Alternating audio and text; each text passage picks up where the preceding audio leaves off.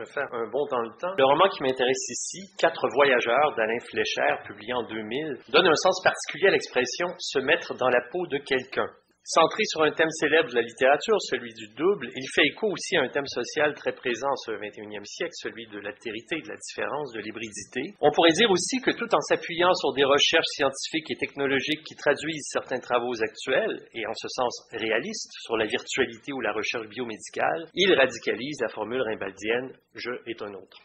Ce roman met en scène 4 scientifiques européens provenant de France, d'Irlande, du Portugal et de Hongrie, ayant chacun sa spécialité, qui partent 4 jours en Californie avec un objectif dont on ne peut affirmer qu'il repose sur une précision scientifique très grande. Je cite, « Le projet et le contenu de ce voyage d'études nous avait été commandé par une commission scientifique de la Communauté européenne, prétendument en vue de préparer une conférence internationale sur le sujet « Le monde et ses doubles ». Et sur ce thème imposé, assez vague, nous avions laborieusement cherché des objectifs convenables, élaboré un programme présentable. Au cours des conversations avec mes collègues des 3 autres pays, finirent par apparaître quelques enjeux authentiques à nos yeux, après bien des efforts pour les définir, légitimement un déplacement aussi coûteux.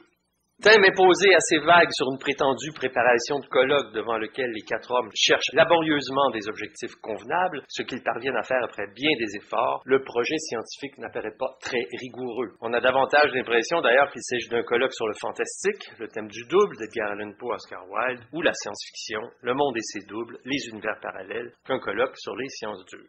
J'aimerais, dans cette présentation, à travers ce roman, examiner la figure du monstre et ce que ce mot peut signifier dans le contexte social actuel. Cette présence du monstre ou de la monstruosité est d'ailleurs signalée dès l'exergue, qui est le suivant, qui entre dans la transfiguration a derrière lui un évanouissement. Cette phrase tirée de L'homme qui rit de Victor Hugo rappelle la figure mutilée de Gwynplaine. L'examen du monstre se fera en tenant compte de la place occupée par la science dans 4 voyageurs, qui permet aussi d'interroger la portée et le sens du réalisme dans cette narration.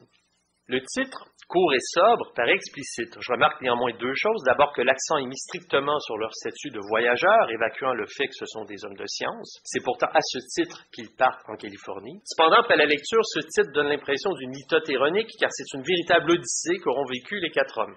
Ensuite, aucun article déterminant démonstratif, voire possessif, ne permet de localiser, si je puis dire, les voyageurs en question. Il donne l'impression de ne pas être situé et de ne pouvoir être formellement identifié. Là encore, cette indétermination conduit directement aux étranges phénomènes qui se produisent en cours de narration. Les 4 voyageurs sont le rose et rondouillard portugais Branquilo da Rosa, le pâle et maigre français Marcel Blanc, on croirait pouvoir le piquer, l'Irlandais Gary Green, un homme au sourire éclatant qui ne partageait pas que son prénom avec Gary Cooper, et le narrateur, le Hongrois Zoltán Schwarz. Alors, leurs patronymes renvoient tous à des couleurs, vous aurez remarqué, rose, blanc, vert et noir. Il part donc 4 jours en Californie pour assister à 4 expériences scientifiques, d'abord chez Digital Essences, compagnie spécialisée en imagerie numérique et en réalité virtuelle, où on travaille à ce moment à la réalisation d'une Rita Hayworth numérique, synthétique et parfaitement identique à l'original. Le projet Distant Earth, consistant à chercher dans le ciel des planètes présentant les conditions d'apparition ou d'existence de formes de vie semblables à celles qui existent sur Terre, peut-être dans un univers parallèle. Ensuite, ils vont au Matthew Berkeley Genome Center, où ont lieu des travaux sur le clonage et où on célèbre des expériences qui visent, je cite, à reconstituer l'être humain parfait. Enfin, la dernière visite a lieu au Ape and Human Communication Farm, où ils communiquent avec un gorille grâce à des échanges musicaux. Ces 4 expériences de dédoublement, par le biais du numérique, le double synthétique, de l'astrophysique, découvrir une vie semblable à celle qui existe sur Terre, du génie biologique, créer un double humain grâce à du matériel biologique, de l'éthologie, échanger avec un grand singe, miroir de l'humain, forment donc le cadre du voyage des 4 scientifiques européens. Et pourtant, le cœur du roman se trouve ailleurs, dans une expérience de dédoublement bien plus déstabilisante. En effet, à la fin de la première nuit de leur séjour, Zoltán Schwarz découvre qu'il se trouve dans le corps de Marcel Blanc et inversement. Le lendemain, ils s'aperçoivent que les esprits de Branquilo da Rosa et Gary Green ont également transmigré. Cette anomalie, agaçante pour le moins, n'est jamais associée à un phénomène fantastique, paranormal. Au contraire, Zoltán Schwarz imagine qu'il s'agit de science, qu'ils seraient tous les 4 cobayes d'une expérience et qu'ils auraient été envoyés ensemble en Californie pour cette raison. Nous sommes moins du côté du fantastique, pour le narrateur du moins, que du complot. L'expérience paraît d'autant moins hasardeuse qu'elle va se répéter au cours des 3 nuits suivantes, de telle manière qu'au bout de 4 jours, chacun aura occupé le corps des 3 autres. Le dernier soir, ils couchent dans la même chambre, dans l'espoir d'accélérer le processus. La boucle sera bouclée et ils termineront leur périple, leur voyage scientifique, en retournant enfin dans leur propre corps. Le roman se termine sur cette attente alors que la nuit commence à se faire à l'extérieur. Les cas de possession, histoire propre à la sorcellerie et à la littérature fantastique, ne sont pas si rares. Elles sont moins fréquentes à ma connaissance dans un contexte scientifique. Pour l'anecdote, je rappelle le cas du premier prix Goncourt, que plus personne ne connaît, c'est pour ça que ça me fait plaisir de le rappeler, en 1903, accordé à John-Antoine No pour son roman Force ennemie. Le narrateur se réveille un jour dans une maison de santé, il est soigné car il dit être habité par une force extraterrestre qui occupe son corps. L'est-il vraiment, ou est-il plus simplement, si j'ose dire, psychotique? C'est l'ambiguïté de ce roman où un individu ne sait plus trop si son corps lui appartient encore. Mais le narrateur de 4 voyageurs n'a pas la fragilité de celui du roman de No. Au contraire, c'est de manière très rationnelle que Zoltan Schwartz examine la situation, comme d'ailleurs chacun de ses collègues. Ce qui n'est pas sans parfois provoquer des propos assez burlesques où il est difficile de s'y retrouver. J'en donne un exemple un peu long sur lequel je m'appuierai, mais je pense que ça vaut la peine.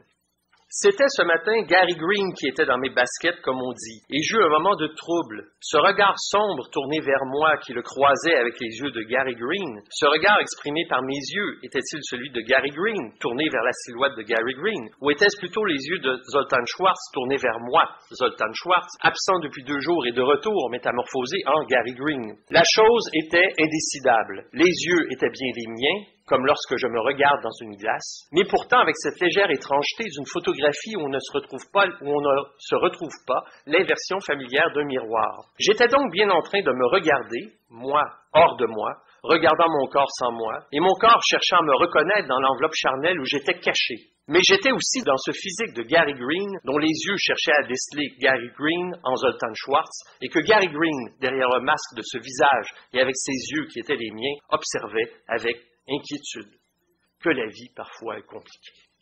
La permutation des corps, on l'entend bien, est aussi une permutation dans le langage. Le langage, dans cette fiction des corps, ne cesse de renvoyer à lui-même et on ne s'étonnera pas que 4 voyageurs s'ouvrent sur une fiction, une nouvelle traduite du tchèque, lue par Zoltan Schwartz, qui, sans surprise, apparaît comme la mise en abîme plus ou moins déplacée, anamorphosée, de la fiction que nous sommes en train de lire. Et cette fiction dans la fiction repose très clairement sur le secret, sinon la conspiration, ce que Zoltan Schwartz croit être au fondement de l'expérience qu'ils sont en train de vivre, eux, comme s'ils étaient une sorte de laboratoire humain mouvant qu'on examinait à distance. La nouvelle tchèque insérée dans le texte et lu pour nous par Zoltan Schwartz, où les pseudonymes des 4 personnages principaux sont d'ailleurs des noms de couleurs, est un autre dédoublement, celui de la fiction que nous sommes en train de lire, mais ce texte tchèque répond, lui, aux ironies, parfaitement au canon du réalisme. J'attire votre attention dans le passage que j'ai cité tantôt sur l'importance du regard. 5 fois les mots regard et le verbe regarder, 5 fois l'apparition des yeux. J'insiste à ce propos pour en venir à parler du monstre. Comment définir un monstre? Avançons d'abord qu'il n'existe qu'à travers le regard de l'autre, et c'est le génie sans doute de Mary Shelley dans Frankenstein d'avoir insisté sur la présence du regard, porté sur la différence pour mieux la repousser. Une métaphore filée du regard tout le long de Frankenstein. Le concept de monstruosité a évolué au fil des siècles, cependant, comme l'écrit Didier Manuel, le monstrueux restera toujours en dialogue avec la norme, une affaire d'ordre et de désordre, et en ce sens, une affaire de société. Est-il juste d'utiliser le terme de monstre ici? Parlons d'abord de grotesque, terme dont la définition a varié depuis son apparition dans la langue française au XVIe siècle, mais qui se résume généralement à celle proposée naguère par Théophile Gautier dans Les Grotesques et qui fixe une esthétique du difforme, à laquelle s'apparente souvent burlesque et baroque, comme c'est le cas ici. Les corps ne sont pas en soi hideux dans 4 voyageurs, mais leur aspect étrange, déconcertant, extravagant saute aux yeux, et aux yeux des personnages eux-mêmes. Plus encore, cet aspect apparaît à l'usure, en quelque sorte, par un effet de répétition. L'un devenant l'autre qui devient l'autre et encore l'autre, provoquant dans un cadre normalement angoissant, étouffant, du moins potentiellement, un effet plutôt de slapstick, de farce burlesque. Chaque corps claudiquant, se déplaçant de manière improbable, peu assurée, comme image d'Épinal du monstre de Frankenstein dans les classiques hollywoodiens, signale à chaque fois un être mal dans sa peau, et pour cause. Chacun voit l'impensable survenir, surgir comme monstruosité, soi-même se mouvoir, mais hors de soi, hors de son esprit. Pour reprendre les termes du roman, chacun séparé de lui-même en sa propre présence. Le phénomène étonne d'autant que c'est sous le regard de scientifiques qui se veulent objectifs que se vit cette épreuve éminemment subjective consistant à juger de l'écart par rapport à soi-même. Et l'écart par rapport à la norme est aussi une manière de définir le monstrueux. Je cite encore Manuel, le monstre indiquerait un seuil de dépassement quant à ce qui peut être considéré comme différence acceptable ou non acceptable au regard des normes sociales. Dans le cas décrit dans ce roman, nous sommes radicalement hors norme. Qu'est-ce qu'un sujet qui voit son corps se déplacer sans qu'il ne le contrôle? Mais à l'inverse, que signifie avoir son esprit enfermé dans le corps d'un autre sans pouvoir y échapper? Le paradoxe tient à ce que cette capacité involontaire de passer d'un corps à un autre est aussi un signe d'immobilisme, d'enfermement. On pourrait reprendre ici ce que Clément Rosset écrivait à propos de Beckett. Il évoque l'inanimé, le mort, l'immobile, ou plutôt ses figures inversées et illusoires, l'animation artificielle, le vivant automate, le faux mouvement. Tous les mouvements, en effet, ici, paraissent faux. Car le burlesque de bien des scènes ne doit pas faire oublier l'aspect mortifère de la situation, explicite au moment où, pour la première fois, Zoltan Schwarz découvre, sans toutefois comprendre sur le coup ce qu'il est devenu, qu'il n'est plus lui-même. Je cite, « Qu'étais-je devenu? Toutes ces perceptions et impressions se mêlaient sur un mode nauséeux qui parfois présente la mort comme une issue préférable. La dissolution, l'effacement, le déplacement vers un ailleurs absolu, plutôt que l'insurmontable malaise d'un ici en trompe-l'œil, où le corps sait que tout appui réel lui serait risiblement refusé. » Ainsi, la monstruosité échappe à toute tentative de la comprendre rationnellement et à toute volonté réaliste sur le plan littéraire. On sait bien que l'identité n'est pas un phénomène stable, simple, que notre identité se modifie au contact des autres, mais ici, l'autre est aussi littéralement soi, projeté ailleurs, s'étirant dans l'espace. Dans le contexte du roman, il apparaît presque banal de lire Zoltan Schwarz, qui, dit-il, déteste la promiscuité avec un autre homme, ajouté dans le cas précis qui le concerne, mais en l'occurrence, le compagnon avec qui il s'agissait d'accepter une telle intimité, d'habitude pour moi insupportable, n'était que mon propre corps, discrètement et pudiquement occupé par un autre, qui s'y montrait assez peu et y prenait peu de place. L'altérité, c'est soi-même, physiquement et ontologiquement.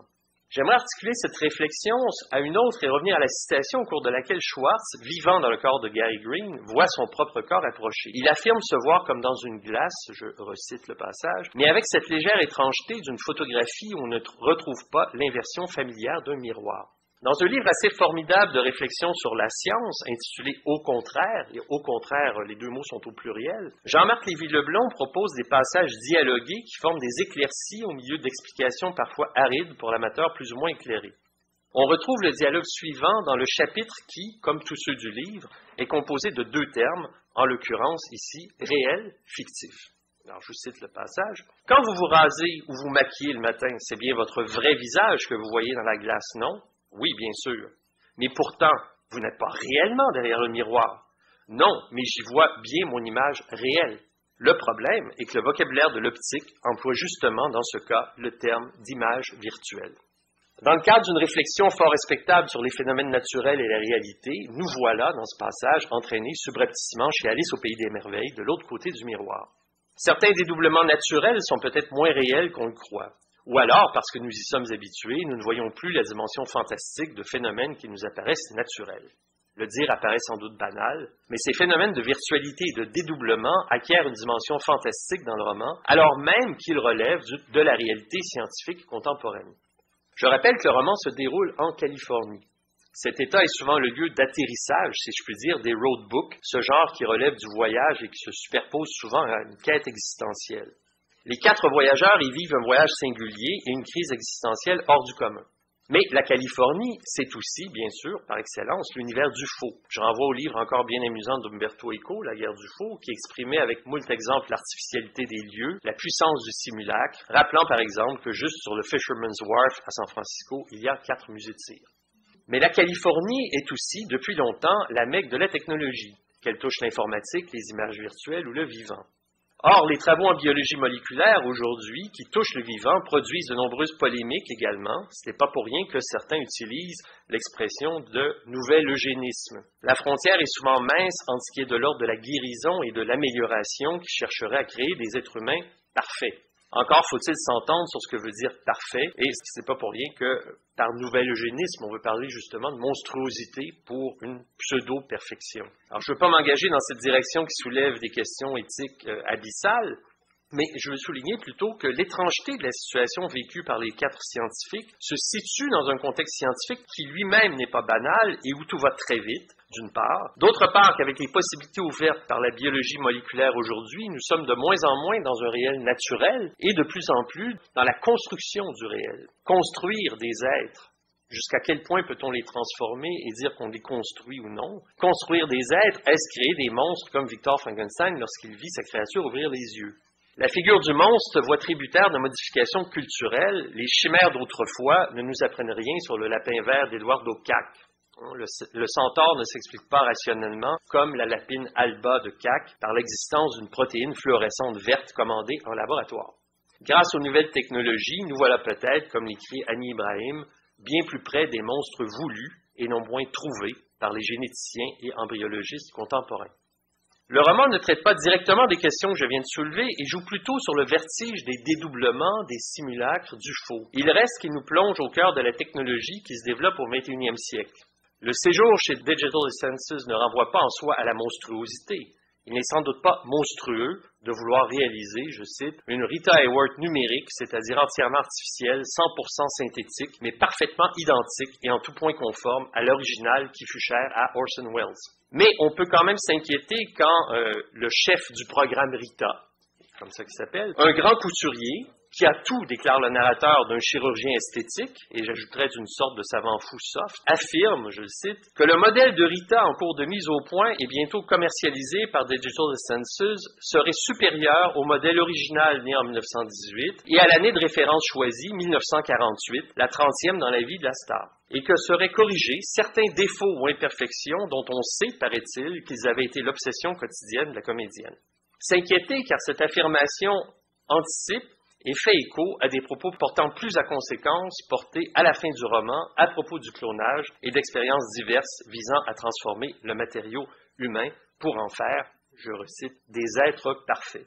J'ajouterais aussi s'inquiéter aussi, parce que si on me permet un coming out fantasmatique, croire qu'on pourrait améliorer la Rita Hayworth de 1948, 2 ans après Gilda, c'est le signe d'un déséquilibre mental extrêmement grave. Elle n'était pas améliorable. La paranoïa des scientifiques qui se demandent s'ils sont l'objet d'une expérience dont ils auraient été les cobayes à leur insu, permet paradoxalement de ressaisir cette histoire dans le réel. Devant la masse des réalisations scientifiques potentiellement réalisables présentées dans le roman, le lecteur peut se dire « pourquoi pas ?» Le phénomène de transmigration des esprits qu'ils vivent rend d'autant plus comique les questions auxquelles ils font face lors de la conférence de presse qui fait le bilan de leur parcours, qui devait, je le rappelle, préparer un colloque international sur le monde et ses doubles, et moi j'entends le monstre et ses doubles. Je cite, « Nous avons été interrogés sur la composition de notre équipe et sa représentativité a été violemment contestée.